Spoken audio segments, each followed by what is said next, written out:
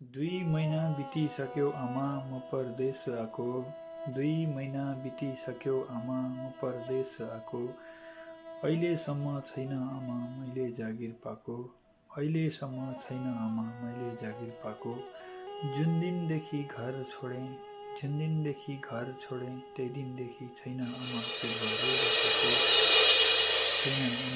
भरेर खाएको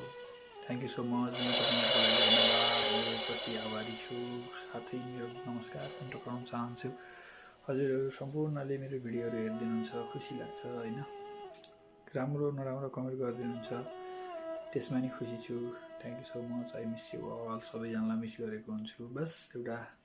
थोरै 2 शब्द मात्र वाचन गरेको थिएँ मलाई बोल्न मन लागेर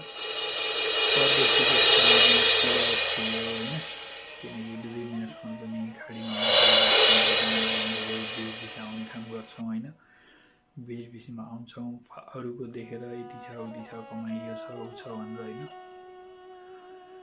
तर त्यसो देखेर चाहिँ कहिले पनि नहिँड्नु होला सकेसम्म वर्किङ भिसा लगाएर नै आउनु होला 2 महिना 3 महिना अलपत्र परेको मैले दुबईमा धेरै मान्छे देखेको छु त्यही भएर चाहिँ एउटा शब्द बनाएर वाचन गरेको थिएँ हजुरहरूमा जस्तो लाग्यो त्यस्तै कमेन्ट गरिदिनु होला जो भिडियो हेरेर यहाँसम्म